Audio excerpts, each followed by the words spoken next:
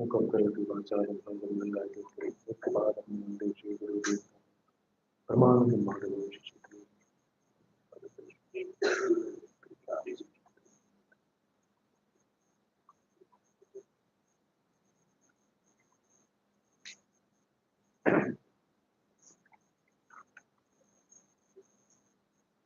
Krishna.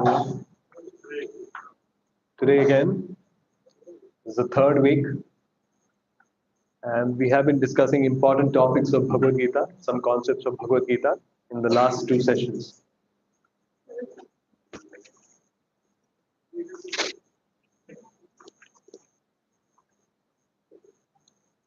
Right? So before we begin today's session, can anyone tell me what we discussed in the first session? What is it? Soul, yes. Just a recap. So, how many coverings does the soul have? Can you all tell me what are the two coverings? Subtle and gross body. What does subtle body contain? What does gross body contain? First answer the gross body. 5 elements, Pancha Mahabhuta. And what does the subtle body contain? 2 elements?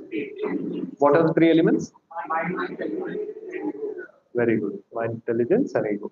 Right? Thank you so much. Then the second session. Can someone tell me what did we cover? Karma. Yes. What are the 3 types of karma? Sakarma, Vikarma, and Nikarma. Can someone tell me a one-line answer for Sakarma? What is Sakarma? Good deeds according to scriptures. And what is Vikarma? Which is against the scriptures. So basically keep the basis as scriptures. What is Akarma? Deeds without any reaction. Doesn't mean inaction. It means doing action without any reaction. Okay? Okay, great. What are the other things that we spoke about? Yes. So like we go into shopping mall. So we have got various dresses. How many different kinds of dresses do we have after we die? 84 lakhs or 8.4 million species, right? Okay. Out of that, how many different species of human beings? Let me see who. 4 lakhs. Very good. Very good. And 4 lakhs, what do I mean? When I say 4 lakhs, how is it categorized? 4 lakhs. Yes. Right from the 14 planetary systems, right from Brahmaji. Right? The highest consciousness comes down. As we go down, the consciousness goes down. Right? Thank you so much. So today's session is actually a very important session. And like always, it is only because of this divine grace, Bhaktivedanta Swami Srila Prabhupada, that we have gathered here and trying to understand the concepts of Bhagavad Gita. The thing is that we take Bhagavad Gita very cheaply, just because we have Bhagavad Gita at our home. And as Hindu families, every one of us have a Bhagavad Gita. If not, you should actually buy one. And the problem is, we actually have the Bhagavad Gita, we do puja of Bhagavad Gita, which is good. But even better than that is when you actually open and read it. That is a bigger puja. So all Bhagavad Gita is, it's always I say, Bhagavad Gita is as it is. A lot of people keep it as it is at home. Right? Bhagavad Gita as it is means yatharup. Right? How the message was delivered by Krishna and the message is intact. That's why Srila Prabhupada actually named it as it is. Right? So it's very important for us. As we speak, as we understand the concepts of Bhagavad Gita here, it is also very important for us to actually go back home and start reading as well. It is good to depend on a mentor, but it is also important that we have some kind of endeavor from our end also. Okay? God helps whom?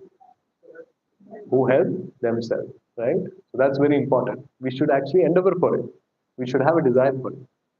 And when there is desire, that's when Lord sees and tries to help us, right? So today's session is called as Who is Pulling My Strings? Unveiling the Mask. There are various names, right? And this is a very important chapter.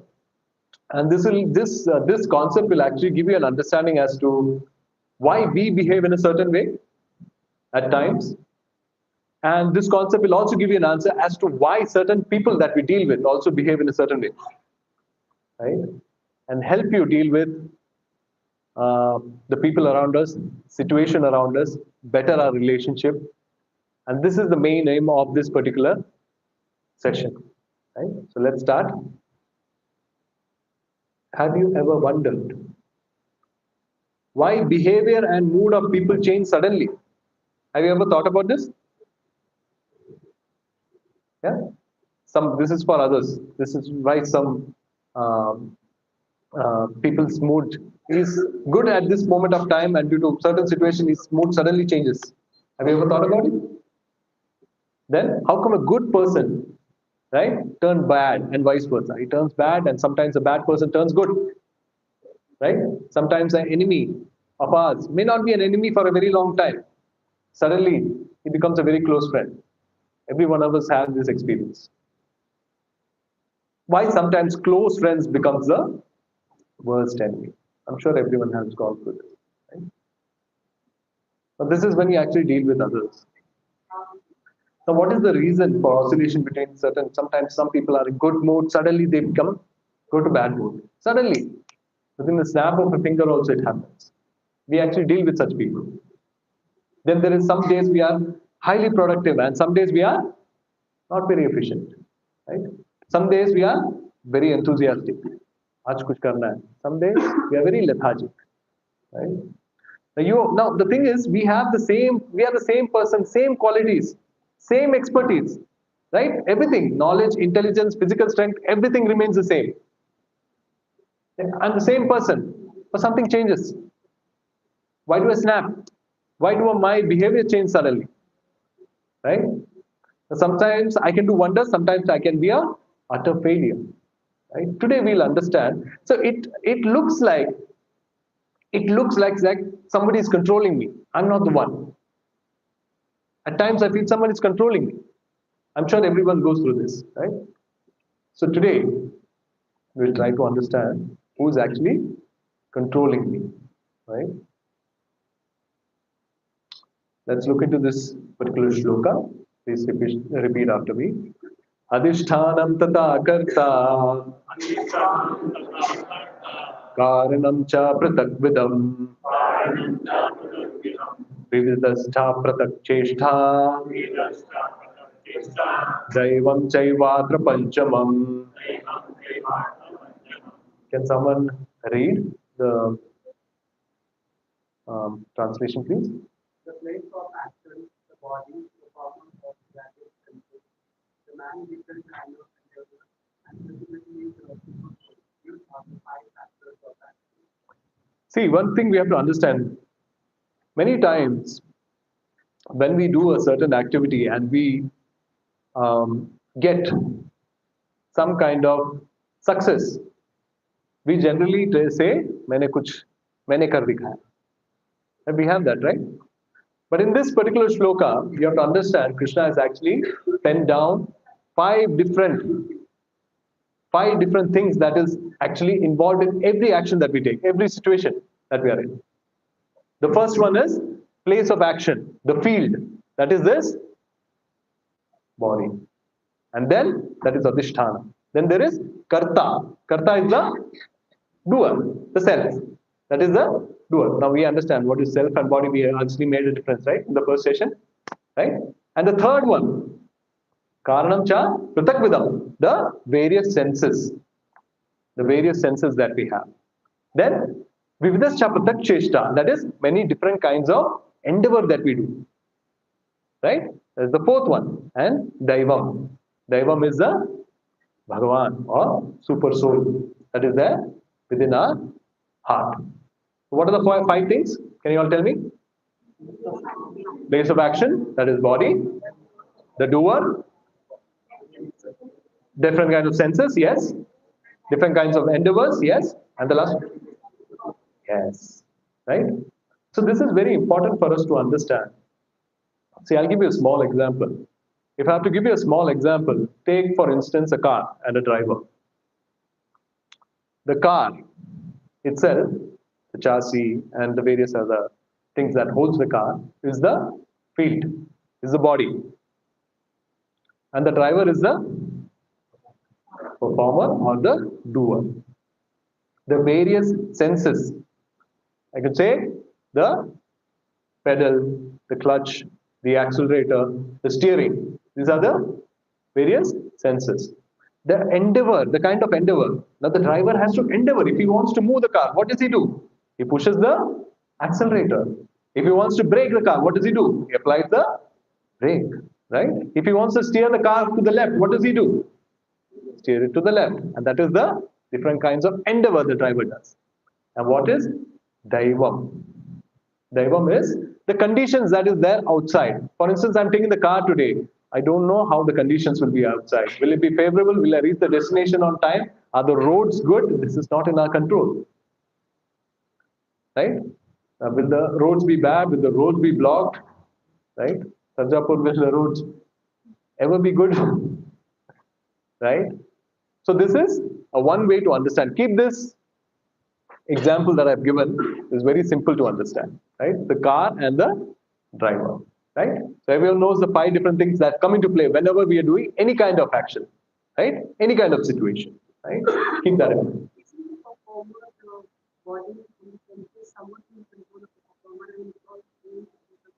Yes, I'll come to that, Mandir. Hence, what I've done is, I've actually put it in 3 different buckets, right? So one is the soul, right? And one is the super soul, which is called as Paramatma. And one is Prakriti. So Prakriti involves everything, like you mentioned, the field, the karta, a field, the different kinds of senses, right? And the endeavor, that all comes under Prakriti, right? So I'm making it very simple for you, right? Though Krishna made it, he actually categorized in 5 different ways. For our better understanding, I have put it in 3 different diagrams, right?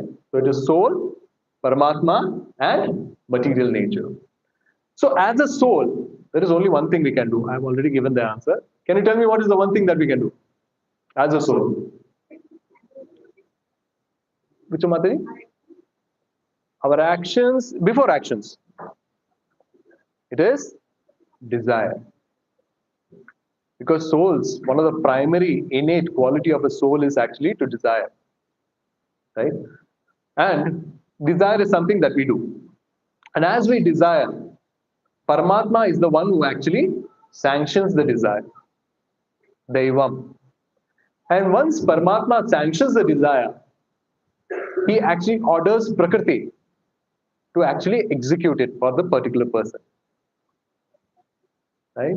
A lot of people say nature is God. Right? It's his nature. But when you talk about nature, whose nature? It is Krishna's nature. Right? And that's why Krishna says, Maya dakshena prakriti suryate sa characharam. See, Maya dakshena, under my direction the prakriti works. Right? Prakriti doesn't control Krishna. Maya dakshena prakriti suryate sa characharam. So under Krishna's control is prakriti. So once Krishna sanctions, he orders prakriti to actually execute it for the living being. Now, I as a soul, I can desire many things. For Paramatma to sanction something, what should I have? You can look at the... No, desire we have, right? It doesn't mean that every desire of mine can... For instance, I'm a pauper, not very educated. I'm a pauper, right? And I desire to have a very luxurious car. That is my desire. So on what basis Paramatma actually sanctions it? Credits. Right? So understood? So it's based on karma credits that Paramatma actually sanctions it. For instance, like I gave example last time, when we go into a shopping mall, I bought a pair of t-shirt, a pair of jeans. What decides at the counter that I can pick up those pair of jeans and pair of shirts? Honey, that is the credits that we are talking about, right? That decides if I can actually take that home, right? So is it easy to understand now, right?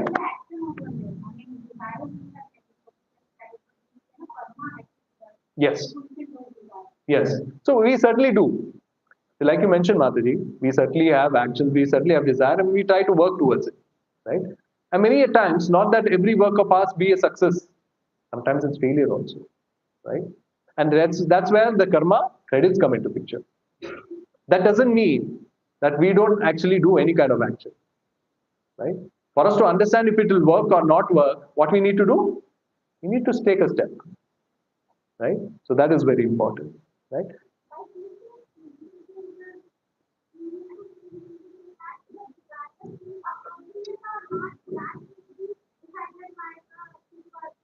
Yes.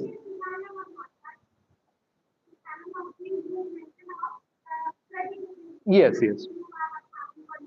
Yes. Yes, certainly, certainly, certainly. Yes, Martin, that is true. And of course, Paramatma will certainly help you.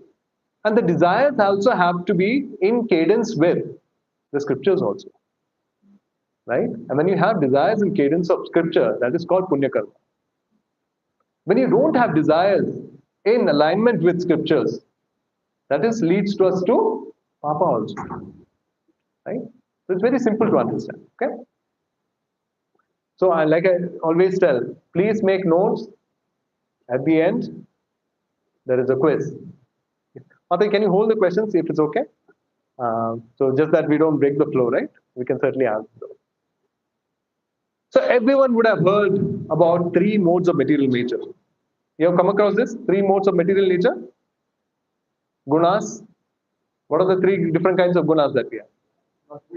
Sattva guna, Rajasic, Tamasic. Right? Sattva guna, Rajasic, and Tamasic. In English, we say mode of goodness. Rajasic, we say mode of passion. And Tamasic, we say mode of ignorance. See, guna, one word, the understanding of the word guna in Sanskrit is rope. Rope that is binding us. Rope that is controlling us. That's why it's called triguna. Right? There are three kinds of gunas that is controlling all of us. Right? So it is goodness, passion, and ignorance. In English, it's goodness, passion, and ignorance. Okay. Now let's look into detail as to every gunas that we are speaking about. I think you can all please come a little ahead. As people come in, it's easier for them to say. Yeah. So let's look into mode of goodness. These are some of the qualities of the person under the mode of goodness. Mukta sango nahambadi dhriti utsaha samanvitaha siddhi asiddhyor nirvikaraha karta satvika uchyate. Can someone read, please? One performs without hesitation in the mode of material movement, without false with great determination and enthusiasm, and without wavering in success or failure, respectively of work in the mode of goodness. So this is actually the quality of a person under the mode of goodness. When a person of mode of goodness, one thing you have to understand, when we actually give him any kind of work, the first question that he will ask is, how can I do this work? Right? So he contemplates and then he takes action. Right? And he does it without any false ego and does it with great determination. So these are some of the qualities. He is enthusiastic. And success or failure, it doesn't matter to him. Right? He is equipoised, be it there is success or be it there is failure. He is actually more worried about the action and how to perform those actions, right? So this is the quality of the person under the mode of goodness, right? So what is the kind of enjoyment that a person under the mode of goodness enjoys, right? Yeah. So can someone read the translation so that please write down the shloka number also. This is for you to review at home also, so you can read.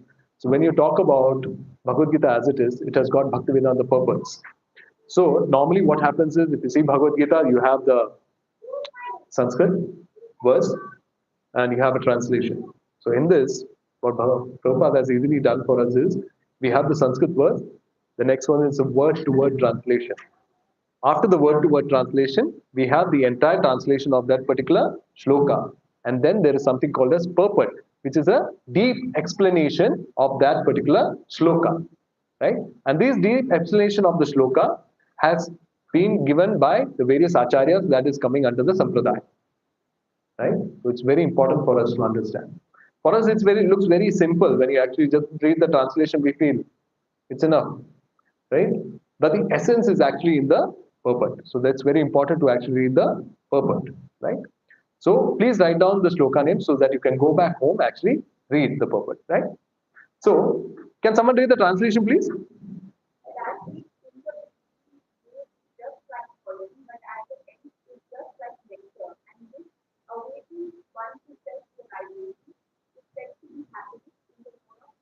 Yes, yes. So it is said in the mode of goodness, the happiness that a person actually experiences is actually like a poison in the beginning and nectar in the end. Just like if I tell you all, please wake up at Brahma Muhurta, 4:30 in the morning, and do one round of chanting. Right? You will all think, what is wrong with Prabhuji? 4:30 भी कोई उठने का time होता है, right? See, one of the reason is that it's actually the best time to actually chant your rounds for spiritual activity, right? And that is the time when Krishna and you are also not disturbed. There is one-to-one connection with the Lord. As per scriptures, it's the best time to actually chant the holy names of the Lord and do your ritualistic puja activities as well, right? So it's very important. But to get up in the morning, it's like poison, right? It's like poison. 4:30 I'll put alarm, I'll snooze it till 5:30. Then I'll decide at 6 o'clock if I need to wake up. Generally, that is the way, right? But what happens in the end? We have a certain schedule that we maintain. And this is very good for our body as well. If you look at bodily, spiritually, it actually enlightens you, but it has great effect on your body also. When you actually wake up at that particular time. Because when you wake up, if you need to wake up at that particular time, you sleep early. You sleep at 8:30 or 9 o'clock. You'll have your dinner by 7 o'clock. This is the right way that you're supposed to have. And Ayurveda, it says, that's the right way to deal with it. Right? Ayurveda says that we are supposed to actually have 1/3 food, 1/3 water, 1/3 empty. 100%, that is how the 100% of stomach should be. But we actually fill it 150%. Right? And then we face so much consequences later on. Right? So it's very important to actually have a determined, very nice lifestyle. And that is very poisonous in the beginning. Just like going in the gym and you want to lift weights, if you want to make a body, right? You need to lift weights. 2 kilos, 5 kilos, 10 kilos. 5 kilos is काफी है. Then you won't have those ripped muscles that people look for. Right? There is some kind of what? Effort from our end. So in the beginning, it looks like poison, but later on, it will actually help you. So that's the kind of enjoyment that a person in the mode of goodness experiences. So it is poison in the beginning and nectar in the last. Okay. So this is the kind of enjoyment a person experiences in the mode of goodness. Let's look into passion or rajasic, right? The characteristic of a person under the mode of passion. Can someone read the translation, please?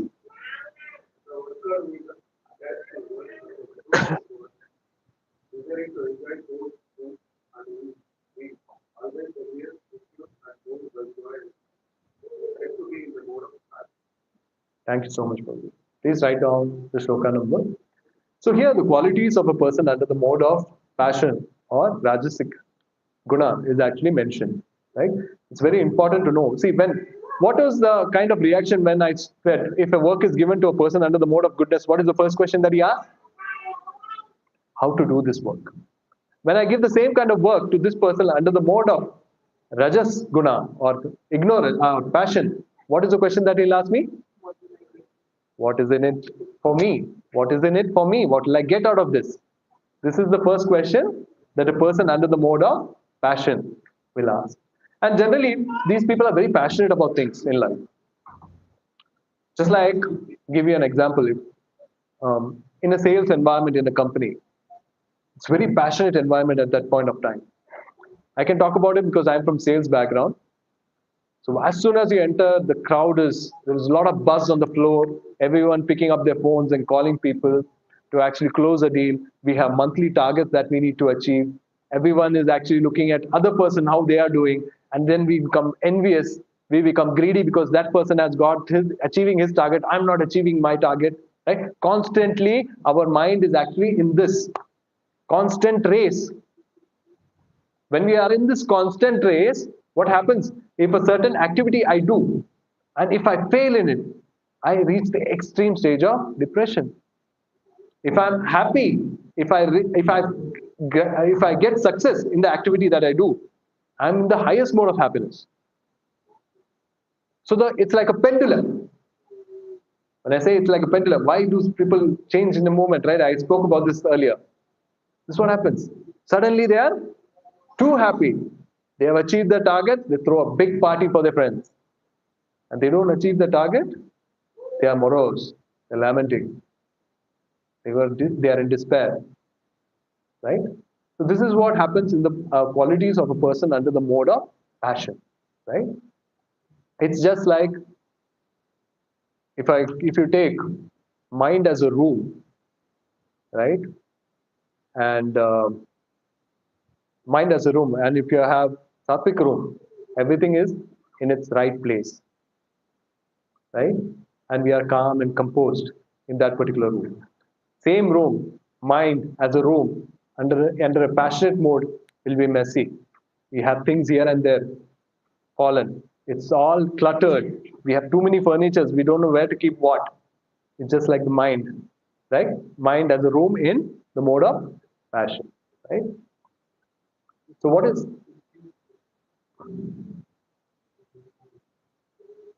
which one, Prabhuji? See, impure means there are various understandings to this word impure also. Could be activities that are not supposed to do. We certainly do that. So like when you're talking about greed and envy, those are all impure activities only. Right? So all comes under that provision.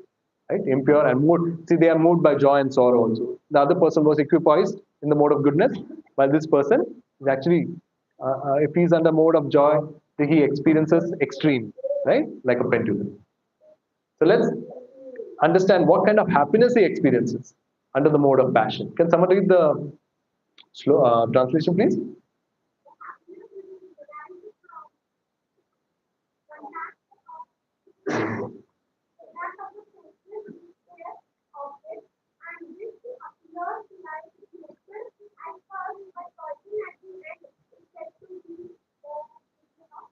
Yes. So in this, what is the goodness kind of happiness that he derived? How was the goodness? How was the happiness that was derived? What is the example? Poison in the beginning and nectar in the end. In the mode of passion, how is it? Nectar in the beginning, poison at the end. I said in goodness, they contemplate and then they take action. In terms of passion, they take action, then they contemplate. Why did I do it? There is a sense of regret also, right? And that is why it is said, you initially, some people are impulsive. You just want to do it right away, right? And immediately, because we just want to gratify our senses. There is immediate happiness. But that happiness may not be something that we should look for, because at a later point, that will turn as a regret, right? So that's how it is. Something like you eat spicy food, right? A lot of spice. What happens next morning? Right? It's really bad, right? So that is something. So they don't. So instant happiness is what they want. Immediately, I want to have this. I have this particular craving. I'm just giving an example. I have this craving. I have to satisfy this craving. We are not actually worried about the end result, right? So that's why it said it is nectar in the beginning and poison in the later stages. Okay. So this is the kind of happiness a person under the mode of passion. So please After this, I'm going to ask what mode are you under?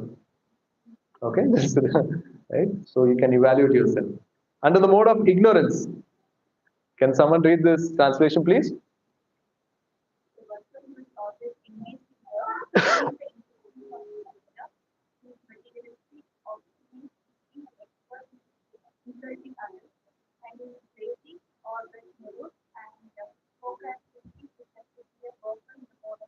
Thank you, Mark. So here, these are the qualities of a person under the mode of ignorance. So he's someone who is actually against scriptures. Probably doesn't even scriptures doesn't even matter. He doesn't even inquire. If you talk about scriptural things, Shastra, talking about this life, how we should live. Otherwise, there are problems in next life. So he'll probably ask, "तूने देखा है क्या? हाँ? तूने देखा है? Have you experienced this? नहीं किया तो why you even bother? Enjoy, enjoy." So that's what. And he's the one who is actually procrastinating a lot of his work also. आज कुछ काम दिया, he just says, "I'll do it tomorrow," right? So he is the one who will not do any kind of action and who is not doing any kind of contemplation also. At least the person in the mode of passion, he does action and then contemplates later. And to the mode of ignorance, there is no action or a delayed action, and contemplation probably will come or not, I don't know. That is the kind of person under the mode of ignorance. He is more kind of lethargic, he's lazy, he wants to sleep, he wants to delay activities, right? And he derives a lot of pleasure in this. So that's why it is said, a person under the mode of ignorance, it's very difficult for him to come to a stage of, but we can come, but it's very difficult for them to come under the stage of goodness, right? And then what is the kind of happiness a person derives under the mode of ignorance? So can someone read the translation? That happiness is blind to self-realization. It is delusion from beginning to end and arises from sleep, laziness, and illusion respectively of the nature of it. Yes. So this particular person, the happiness that they derive is actually poison in the beginning and poison in the end also.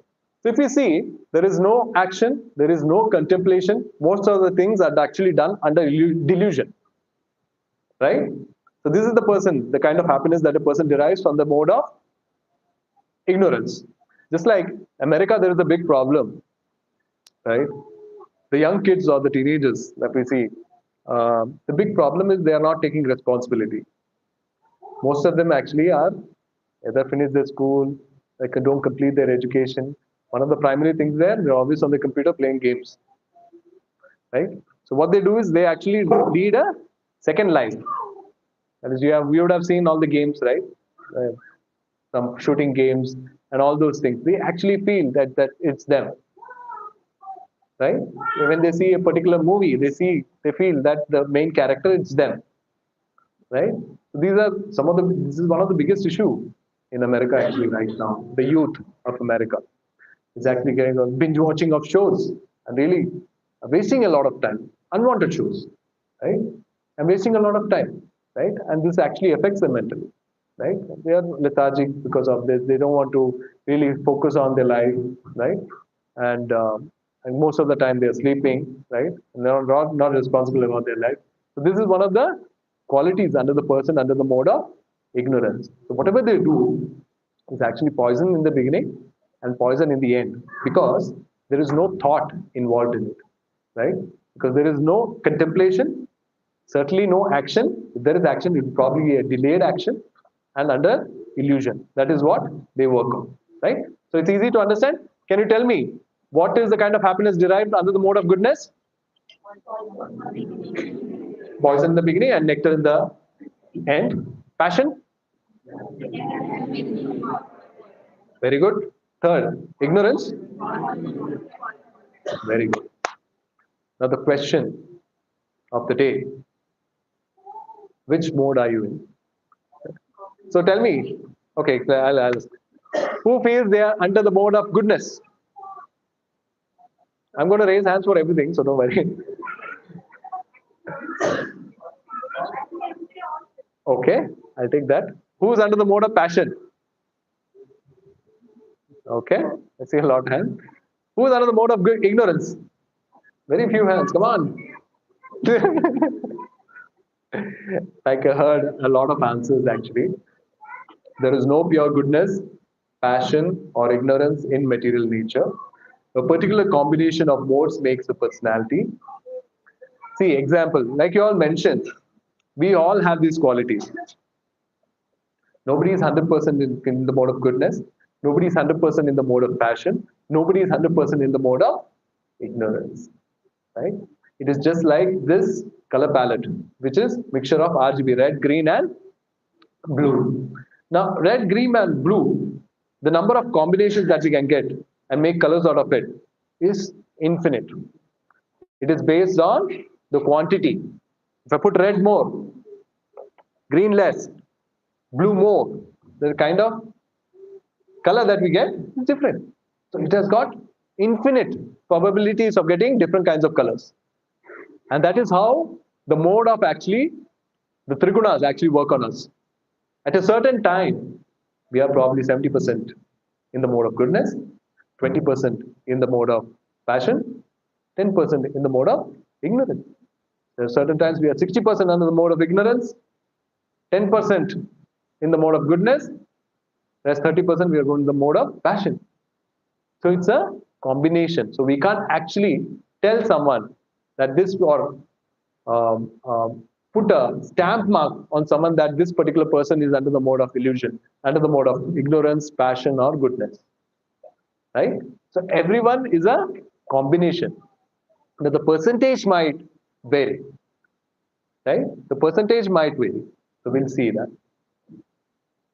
Can someone read the translation, please? Sometimes the mode of goodness becomes prominent, defeating the mode of passion and ignorance.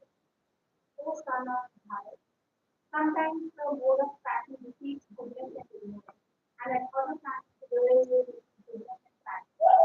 In this way, there is always competition for superiority. Yes. So Krishna is actually, whatever I mentioned, Krishna himself has actually given in Bhagavad Gita chapter 14, verse number 10. Right? So he says that not everyone is actually controlled by all these gunas. And when everyone is controlled, sometimes some other guna is actually prominent than the other. So we can't label someone as good or someone bad. Because at that point of time, certain gunas will be acting very powerful on it. Certain gunas of goodness acts more powerful on it. So we can't label someone as someone who is good and someone who is bad. See, you see this, how practical Bhagavad Gita is, right? Very practical Bhagavad Gita is. That's one of the reasons we Sanatanis actually call it a manual. And it's very important for us to actually read this manual. Right? But the problem is we don't read this manual. 7 Habits of an Effective Person. Who was it written by? Simcoe, right? And you know what? Someone asked him why he actually derived all the habits actually from Bhagavad Gita itself. And that became he became a highest bookseller just because we don't open our Bhagavad Gita. Right? And he said that I was influenced by the teachings of Bhagavad Gita. Right? And it's very important for us. See, this wisdom has been given to us, handed over to us by generations after generation. So we should take it very, very seriously. And that's very important. So the classes that we do is actually to ensure that we increase the level of goodness in our life. Right? These classes, because we are all like-minded people who want to understand, inquire about spirituality, get into spirituality, and change a life. Right? And see, everyone is looking for happiness. Everyone is looking for happiness. But the real happiness people are not finding. Right? We might have a lot of money. You might have everyone around you. Still, there are people who still find vacuum in their life. Why? There is something missing in them. And we come across such people on a daily basis. Right? And this is the thing that we speak about. It is the spiritual need that has not been addressed. Right? So how do we get into these modes? We spoke about these modes, the 3 gunas we spoke. Now, how do we get into these modes? Let's understand that. Can someone read the translation, please?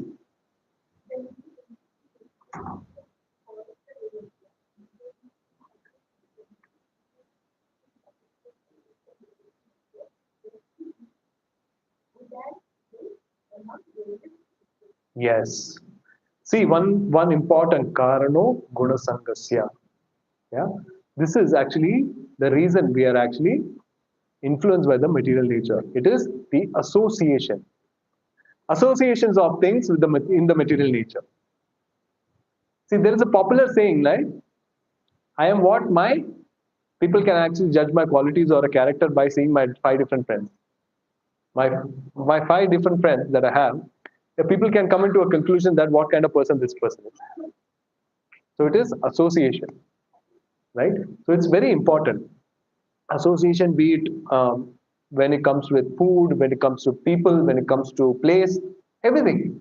So, for example, I give you an example about food, since we are speaking, and association is very important.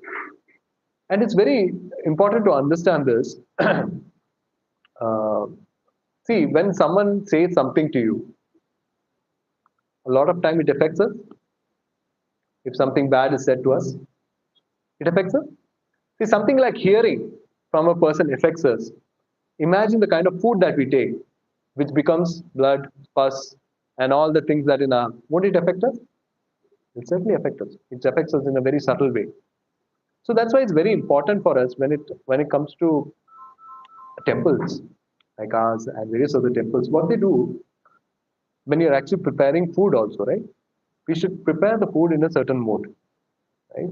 And that's why we call it as Krishna Prasada, right? When we prepare in the mode of as an offering to the Lord, right? What happens in generally in temples? I can talk about ISKCON temples because I've been associated with them for a long time. So what happens is when in the cooks are actually when they are actually in the kitchen, also they actually play the kirtans, right? And because that is the kind of mood that needs to be there when you're actually preparing bhoga for the Lord. They actually complete their sadhana, they complete their sadhana, and they actually prepare. That is the mood that they have when they're actually preparing it for the Lord. This is actually offered to the Lord. Why do we offer it to the Lord? Lord doesn't want food.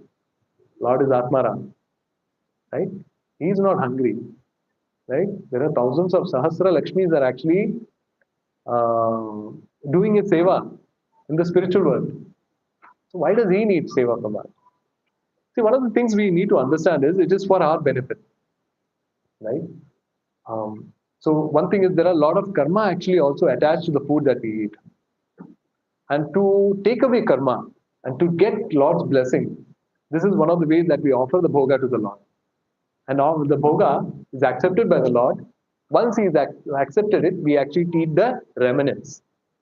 And that is called a Krishna Prasad. What happens is actually, otherwise, what happens is I'm not discouraging anyone, I'm just telling you, when you actually go outside and eat food, right?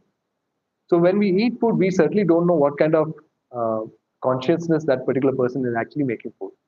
When I said that hearing itself makes a lot of impact while you're hearing a certain person, right? It makes a lot of impact.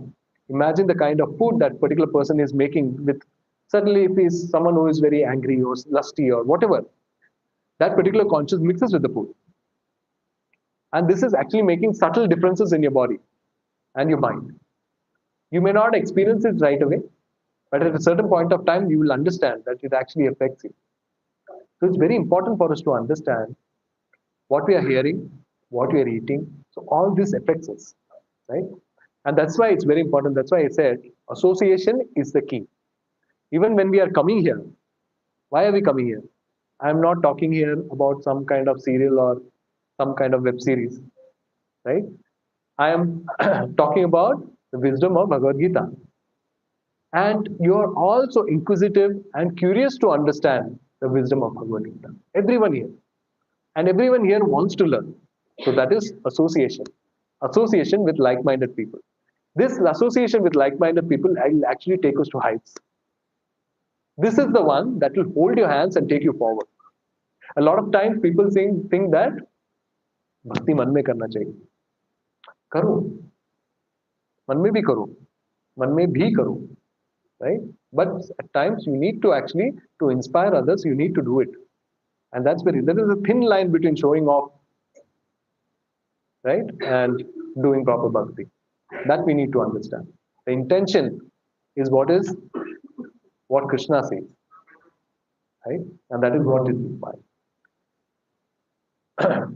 Now, I'll give you, so since we spoke about association is the key, and that decides what guna we are in, right? So what is a good mode? Now we spoke about all the three modes. Can you tell me what is the best mode to be in? Which one? Goodness? I think it's ignorance. Who else agrees? Yes. Okay. So let's actually look into this particular shloka. Can someone read the translation?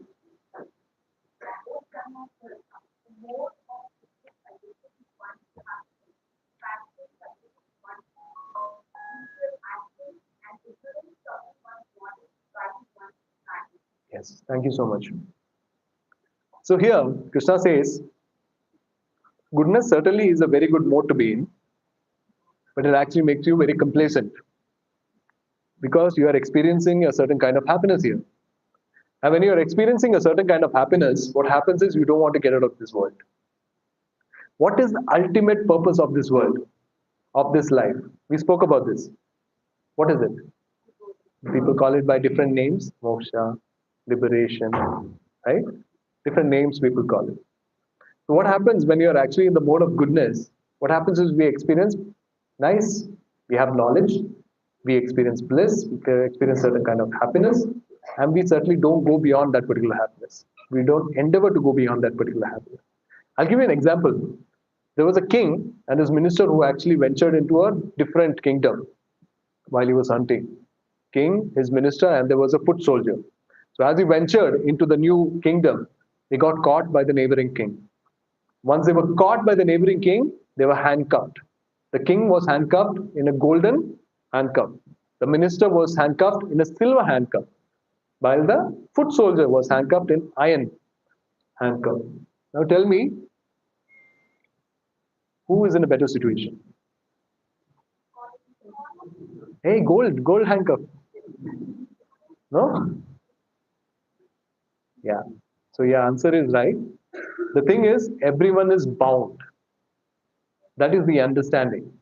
Be it a king, be it a minister, be it a foot soldier. Everyone is bound in this material world. That's one of the reasons this material world is called as Durga. Durga is called as another name. The understanding of Durga is fort. And Durga Mata is the one who's actually controlling this fort. And she comes with the Trishul, right? She pokes with the Trishul. The Trishul, the three gunas. Trishul actually talks about the three gunas that is constantly poking us to get out of this material world. That's why we have so many kleshas, right? We have Adi Devika klesha, Adi Bhautika klesha, Adhyatmika klesha. There are three different kinds of kleshas that we face. Adhyatmika klesha is the problems that we face with it because of this body, because of this mind. Adi Bhautika klesha is what? Is the kleshas, is the problems that we face because of different kinds of people that we deal with. Other people are giving you trouble. Adi Devika klesha is something that you have problems because of a lot of problems in the world. Drought, famine, flood, right? So many natural calamities. See, all these we kleshas, or all these are actually put for us to understand and for us to learn that we are not supposed to be here. Right? So be it in the mode of ignorance, be it in the mode of passion, be it in the mode of goodness, everyone is actually bound. Everyone is actually bound. Now, when I say everyone is bound, one thing you have to understand, the mode of goodness is actually good. It's not bad. Ultimately, we all have to come to the mode of goodness. But what from there? That is the question that we need to ask. Right? How to get free from these modes? What happens? So we ultimate mode goal is actually to free ourselves from these modes of material nature. Right? So what is the translation? Can someone read? Chapter 14, verse number 26. Hmm.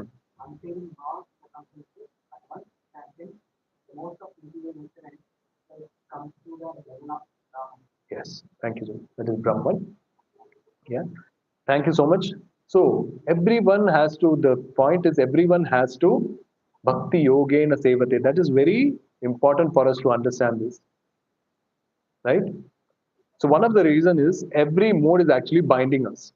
Ultimately, we have to try and reach the mode of goodness, but the mode of goodness is actually very conducive for bhakti. It is a foundation for us to do good bhakti. I'm not telling you don't be under the mode of goodness. Ultimately, all these classes, all the sadhana that we do, ultimately it will actually take us to the mode of goodness. At least to a certain percentage or larger percentage of our life will be in the mode of goodness. And when we are situated in the larger percentage of life in the mode of goodness, it is easy, it is conducive for us to do bhakti. And that's why Krishna says, Bhakti Yogena Sevate, you can actually, one, transcend the modes of material nature. Otherwise, it's very difficult. Krishna says, Devi Yeshu Gunamai, Mama Maya Duratyaya, Mameva Prapadyante, Maya Metam Tarantite. See, this gunas is actually my energy itself. When it's Krishna's energy, is it very easy to get out of it? But he gives, see, Krishna he talks about problems. Another thing that Krishna gives is that Krishna gives us solution also. Mam eva prapadyante, mayam etam tarantite. So those who surrender to me, take my help, can actually transcend the modes of these three gunas. And how do you transcend the three modes of gunas? Certainly by surrendering to the Lord and do bhakti yoga or devotional service to the Lord. So all the learnings that we are understanding, we are trying to understand the situation that we are in. What is the best situation that we need to go? And from there, how to go further. Right? So these three modes will actually help us to actually gauge ourselves and gauge others also. It is not gauging others. I'm not telling you be judgmental and say this person. See, the understanding, the scriptures understanding is first for us. Yeah, we understand scriptures not to demean others. Right? Scriptures understanding is first to understand ourselves, why we are in this particular situation. Right? And someone is in a bad situation, we certainly have to help. That is very important. Right? Now, how to get along with different personalities? It is very difficult. I spoke about this first two slides that it's very difficult to deal with people, right? When someone has mood swings, someone just snap, right? Is good state or bad state suddenly becomes from good states he turns to bad state. It's very difficult. So hi, I heard something amazing. There will be a person in everyone's life who will test all our parameters to its extreme. I'm sure everyone has that particular person in their life, right? Who will probably do every kind of stress test, durability test, every kind of test, right? Everyone has this such kind of person in their life, and I'm sure I'm not going to ask how many people you have in your life, right? So there are different kinds of people that we meet, right? Some are comfortably, we can manage them. Some are manageable at a distance, right? So there are different kinds of people that we meet, right? And so this is actually, I wanted to talk a little about astrology. I'm not well versed with astrology, so please don't ask me questions related to astrology. So there is something called as Gana, right? There is Manava Gana, there is Bhuta Gana, and Deva Gana, right? So these Ganas are actually in when astrology charts are prepared, right? So to see the compatibility, a lot of Ganas are actually seen. So this is just to understand the modes, right? For us to understand these modes. And when a person, for instance, I'm giving an example. For instance, a wife is under the mode of more her Manava Gana is active. Manava Gana is the one that is more under the mode of passion. Bhuta Gana is the mode under ignorance. And Deva Gana is the mode under Sattva Guna, right? So there is a particular woman, and her mode of passion is more applicable in her life, or more of passion. And the match that she has is a person under Bhutagana, more under ignorance. So what happens? So when the life, I'm just giving an example, okay? So when as they proceed with their life, the wife is actually very active. She wants to do this. She wants to go for movie. She wants to do shopping, right? She wants always calling her husband, but husband is under the mode of Bhutagana. Bhutagana is under the mode of ignorance. lazy.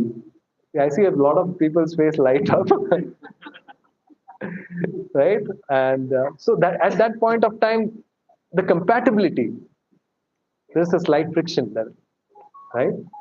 This is just, I brought this topic just to get how to align this with what we learned today, right? And that's how the compatibility also works, right? So sometimes she wants to do a lot of things, but we are lethargic, we are lazy, we just want to watch a cricket match and lie at home, right? And this happens, right? And so it's very important to actually understand how gunas actually work in our life also, right?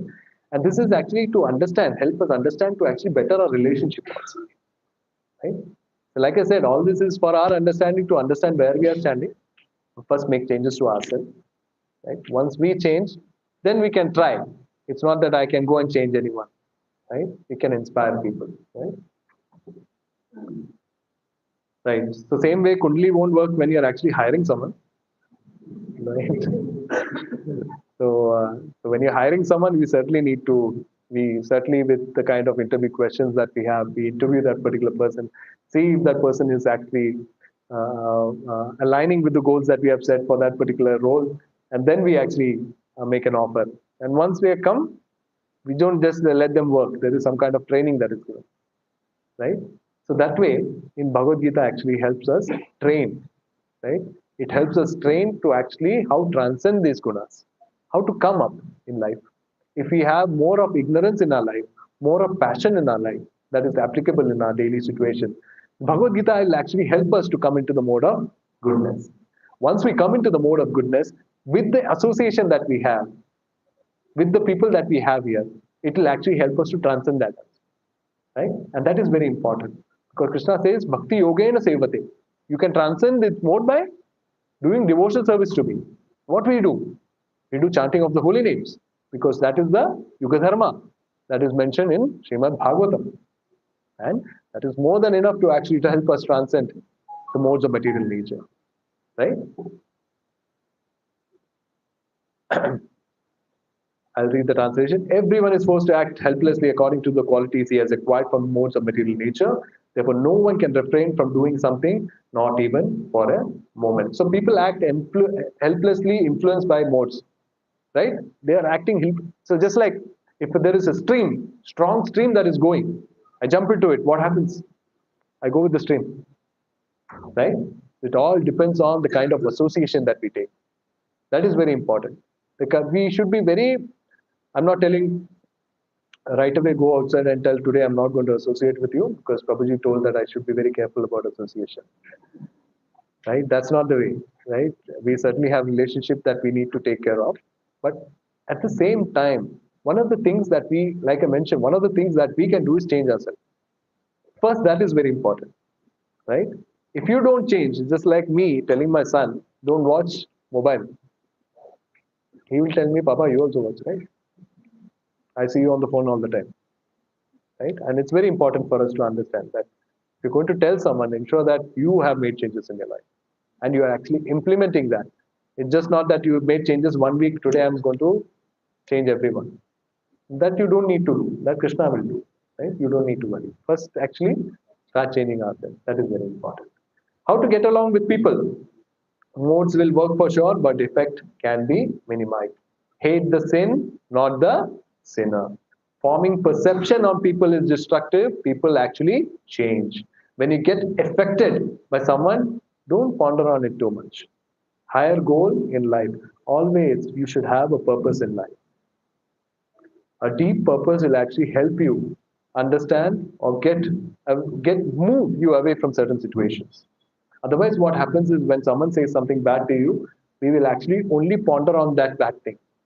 There are millions of other things, good things people have spoken about you, but people will just worry about that particular bad thing that person told, right? So this particular modes of material nature will help you understand that particular person said the bad thing to me because he was in that particular state, for example, or that particular mode is actually more active in it, right? And this will help us also deal with our relationship.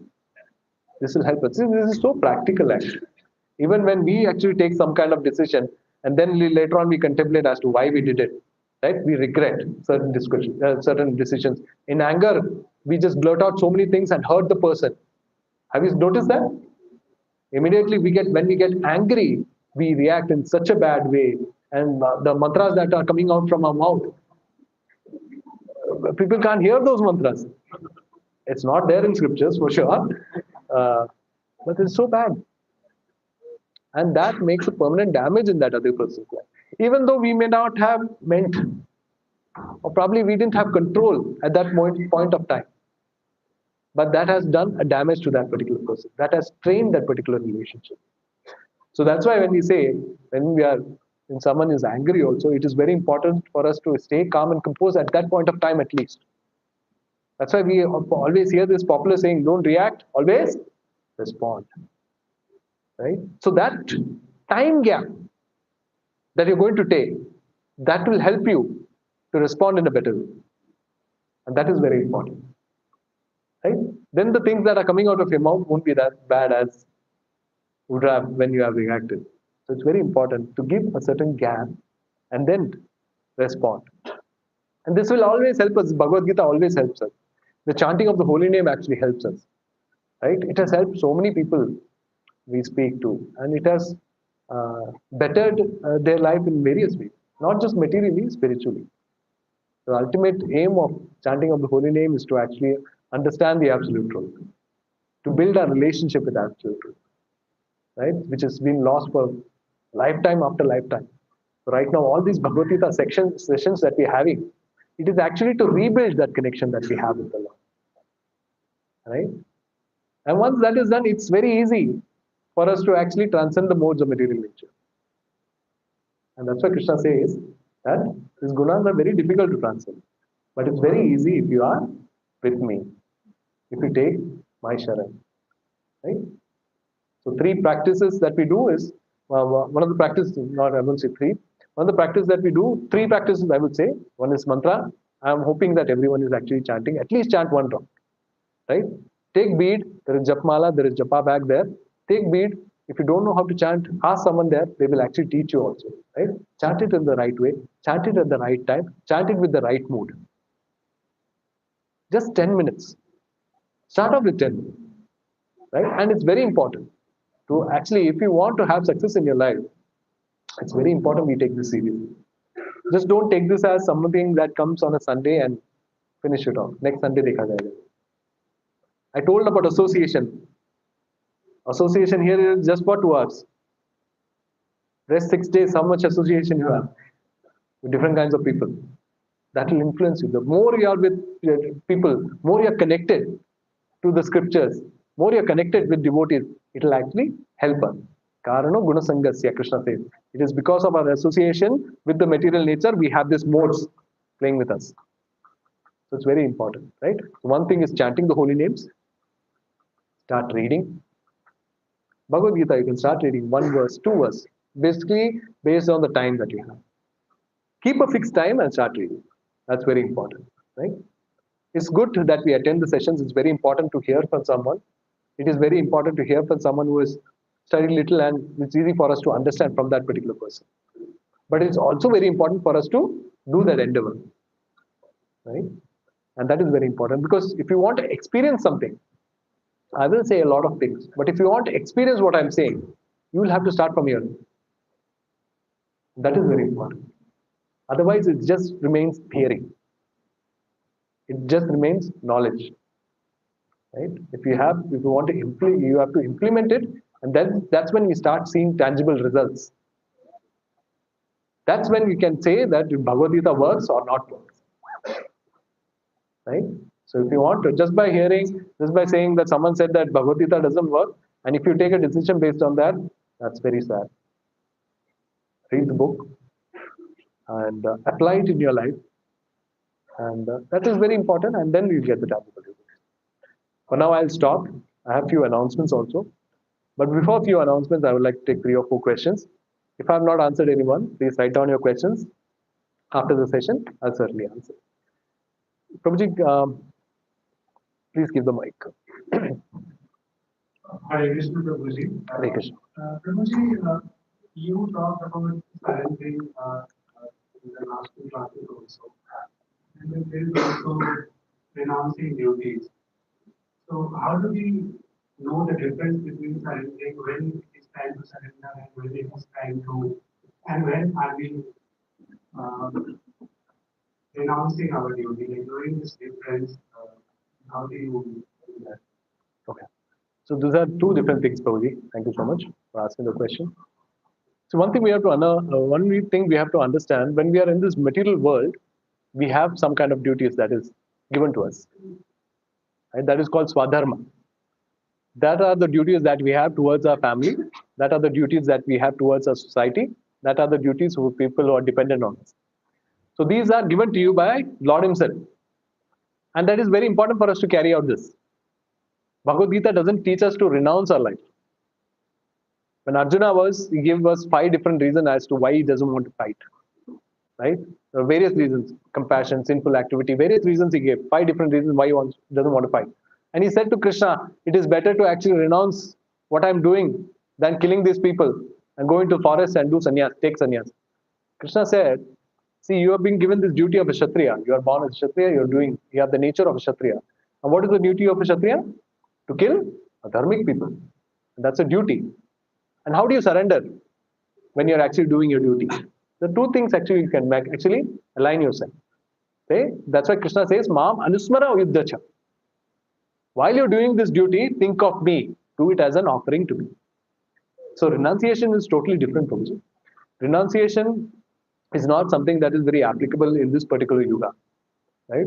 In this particular yuga, it's very difficult. So one of the things is that we can dovetail all our activities towards towards Lord.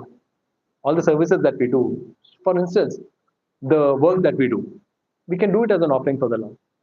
Right? To work. Right? And whatever we gain, to give some kind of Lakshmi towards the Lord. For Lords, they make temples. So many people make temples. They feed the Brahmanas, they feed the cows. Right? These are some kind of services that we do. And even when you're actually, I spoke about food as well, right? So food. So how do we actually dovetail that also towards Lord? We actually prepare for the food for the Lord, offer it as bhoga to the Lord, right? And then we eat the remnants. So whatever we do in our spirit, you don't need to change, right? Whatever we do, the practical way is actually to dovetail it towards Krishna, right? So renunciation is not something, because this life has been given to you by Krishna. The people that are there around you, your family members, your friends, they are also given to you by Krishna himself, right? So it is not something that you have to renounce. There are certain activities we can actually interact with them. We need to take care of them. So there is no question of renouncing as well. Is that okay, Paul?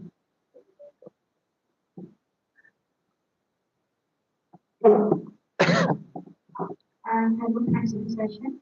Wherein we were understanding this thing, desire is there when God sanctions it, Yes. and then the entire duty has been executed. Yes. Sometimes I wonder, the people who are doing wrong things, why God sanctions those and the help of the people to execute it? Yes. So like I mentioned, Mataji, the credits is not just punya credits. There are papa credits also, right? So when you talk about credits, if a certain person has certain activity that because of his past life and he was supposed to do it, for instance, I desire to smoke. It is not good for my health. But I have certain past activities which are actually inclining me towards that particular activity, and which I have got papa credits for that. I can get it done. Or punya, you can't call it punya. There are credits for me to get that action done. So if I have credits for that action, I desire that action, and I work towards that action, I'll get it. Because Lord will sanction it, because it is because of your activity that you have done in the past. So it's only because of that your credit gets sanctioned. It is again not something that Lord wants. See, Lord is someone who gives you based on what you have done. So one thing we have to understand from the previous karma sessions that we understood is that we are actually suffering for what things that we have done in the past, enjoying for the things that we have done in the past. So we should be very careful about what we are doing in the present, because whatever we are doing in the present is actually molding a life, or actually we are actually building a body already. Right now we have already built a body based on whatever activities we have done. So it is very important for us to be very careful and discriminative about the kind of actions that we do. And that's why it said that always, whenever you're taking actions, it's very important to actually consult Shastra or Guru. And then you take respective action. So it's very important that. Yeah? Hare Krishna.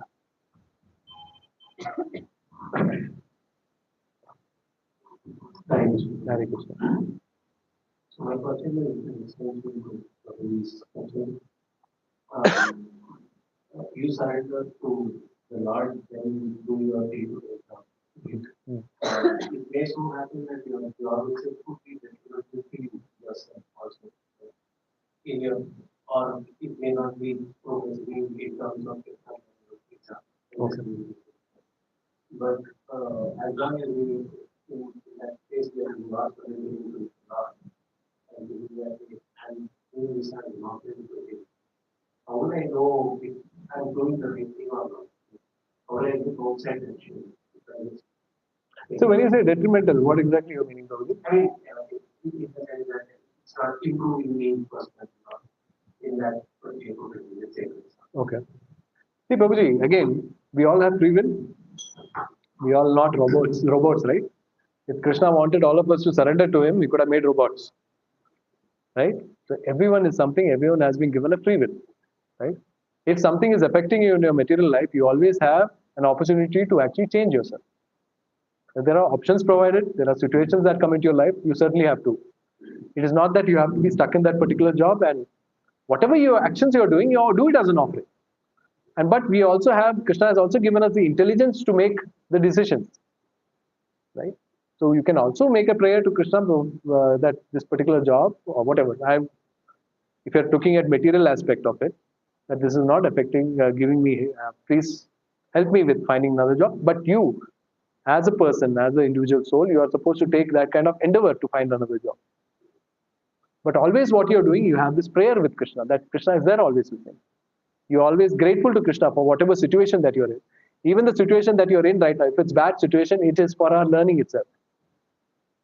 That is one way to understand. There are people who actually complain to Lord, why you put me in this situation? There are people who actually understand the situation, that bad situation, what could I learn from that particular situation? There are two ways to actually look at it. A materialistic person will actually blame the Lord. A person who wants to become a devotee, who is a good human being, he will think, what is Lord trying to teach me from this particular situation? Right? So it is one thing, Prabhuji. So you can always have free will. You always have your talents. You can use those talents. Use your talents for Krishna's service. Use your talent for actually growing materially also. There is nothing wrong. There is nothing wrong. So always find a solution for if you don't have, we are not trees. We can move. Right? So whatever solution, whatever issues that we are facing, we can always make an informed decision. Right? We have the talent. I hope I have answered the question. I'll take one last question and then please, if anyone has, please write it down. I'll answer. Once we are having prasad, then I'll answer. Hare Krishna. Hare Krishna. So it's a follow-up question on the marketing last. Okay. So one particular soul desires something which is bad. Can you repeat One that? particular soul Okay. desires something which is bad. Right. And God sanctions that particular desire based on the power. Correct. Now, and when it's sanctioned, the material nature is. Yes. But that material nature, God knows that it will impact the other souls. Correct. I'm just thinking when when we were speaking about this. So I was thinking the background, right? So one particular soul desires something. And because of that, the suffering goes to the different souls. Exactly. Because of that. True. So why God sanctions something according to the one particular soul Papa credits, which is suffering to the other souls who doesn't have the linkage or is there an association? Right. It's a very nice question. So something we have to understand. See, when you talk about credits, punya credits or papa credits, it's not just the person who's desiring. It's the people who are actually coming or getting affected also. Their punya and papa credits are also coming into place, right? And by this, I'm not trying to be very harsh or trying to, because this is something that is very painful, whatever happened, right? And this is certainly because, like I mentioned, it's because of a certain desire he has been doing that, and that kind of association also he has built up in this particular life. And whatever credits that he had, it has been sanctioned because he has those credits. Now, of course, what happens is now it is good to understand that even when you are actually going in bus, for instance, and the bus meets with an accident, there are so many people who die, right? There is when you talk about karma, it is not just individual karma. There are actually something called as group karma also comes into play, right? So this particular person, this particular individual group of people had to come at this particular situation and had to leave their body at that particular situation, and that was the right time to leave. So individual, so it is something called as group karma. So this could be actually coming from various multiple lives, just like we spoke about Dhritarashtra, right? He was supposed to. We can't say that past life is the thing and that determines our next life. There are various karma blasts. I told you about the seed, karma seed, right? Some karma seeds fructifies immediately. Some karma seeds takes a long time, just like mustard seeds fructify overnight, while the mango seed will actually take years and years to fructify. So this it is an arrangement of the divine law that that particular person, those particular person to be affected had to come into that place, right? Because their deeds were also may not be right, or they had done something in the past. See, this again for us is not to judge people. One thing we have to understand that karma session is not for judging others, right? Whatever situation, even they are not probably understanding the scriptures and things like that, right? See, as human beings, we are supposed to be very caring, right? As human beings, we are supposed to be very. These things actually affect us, and whatever happened is very bad, right? And we certainly have to not just condemn whatever happened, we have to act against it also, right? That is very important. But these things are learnings for us. These things are learning for our life. If certain things, bad things happen in our life, one thing we have to understand that I would have probably done something. Every action has got an equal and opposite reaction. Nothing happens by chance. Right? Whatever is happening to you, even if you are there in this Bhagavad Gita course, it is because of something that you have, some sukruti that you have done in the past. It is not random selection that Krishna does. You come to this class, you don't come to this class. Because Krishna wants everyone to come to this class. But you have done certain kind of sukruti, that's why you are in this class. Right? So it is again, Prabhuji, it is various things come into play. Like I said, karma, Krishna says it's a very intrinsic concept. It is very difficult for me to explain it to you also. A person like Arjuna who understood Bhagavad Gita in 45 minutes, we will take probably 45 years. For him, Krishna said that it's very difficult for me to tell you because there are different parameters that come into play. And these parameters are very dynamic. So it is not very easy for us to understand. Just like Dhritarashtra, which is just an example for us. There are multiple Dhritarashtras here probably. Right? And certain karma blast can happen at any moment. Something that we did 100 lifetimes or 200 lifetimes or 1,000,000 lifetimes back can actually fructify now. Things are going really well right now, but suddenly everything changes overnight. Right? And that happens. And if it's something like a group karma, it happens because there are various kind of people who are supposed to be in that particular place, and this was supposed to happen. So that also comes into play. I hope I have answered you. Okay. So what I'll do is, now if you have questions, please write it down. I will answer it during our prasadam, right? Whatever questions you have, please ensure that you get it cleared, right? Or you can discuss. Yes, quiz. Some prepared questions. Everyone ready?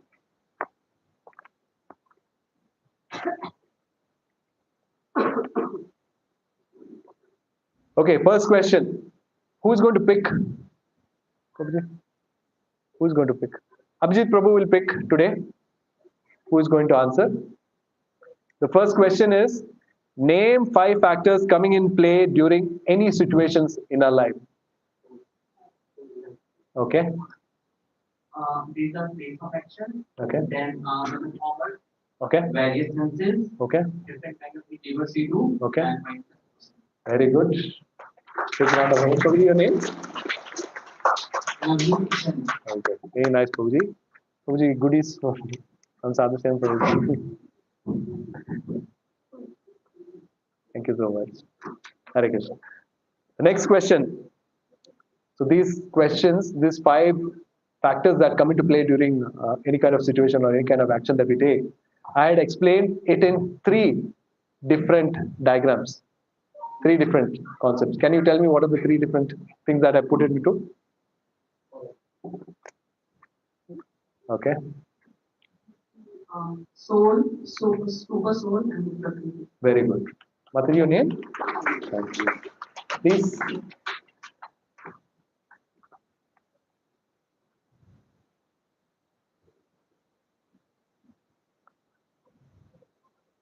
This is very simple. Probably pick someone who's small or someone young, if you can. What are 3 modes of material nature? Everyone is young. Everyone's young. Very difficult choice for Prabhuji. Oh, okay, okay. You are the youngest Prabhuji. Yes. Hare Krishna. Very good. Thank you so much, Prabhuji. Thank you. Okay. Explain happiness in all 3 modes that we. So goodness, passion, and ignorance. Correct. Explain me the happiness that they experience. Happiness is passion. Passion in the beginning and What is in the beginning in passion? nectar. Okay, nectar in the beginning. Okay, poison in the beginning and nectar in the end. Okay, fine. Then, Satvik? Then having passion. Goodness is passion in the beginning and No. poison in the beginning and the affection nectar in the Very good. And tell me about ignorance. ignorance is poison in the beginning and nectar. Poison. Very nice. It's a group answer. Mataji gets a present. Thank you so much, Mataji. Your name, Mataji?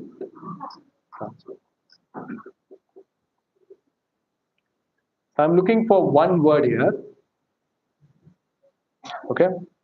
How does a living being get influenced by material nature? I'm looking for one word. Krishna says one word.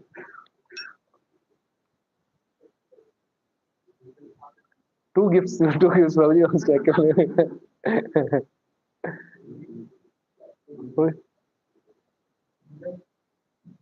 No, not desire. No. Who wants to answer? Raise your hand, please. Someone answered me right, but didn't raise the hand. Very good. It's association. You answered, so you can raise your hand.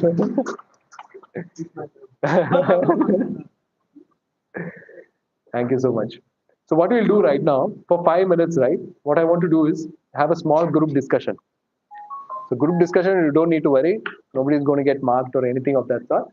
So we have our leaders here, or mentors here, who actually call you up, right? And actually invite you for this to attend the class. So these are people just like you and me, right? They're also working people, but they take out time to actually ensure that we all are here on time and that you actually learn from Bhagavad Gita. So what I'm going to do is today make 4 or 5 different groups. And once we make the groups, what I want is everyone, if you remember the person who's calling you, please sit with that particular person. And group discussion, the topic is something that you, the point that you liked in this particular session. You can actually discuss about that, right? So it could be different for everyone. So everyone can put across their points, right? So I would like to invite first Viral Prabhuji, Sita Mataji, please come forward.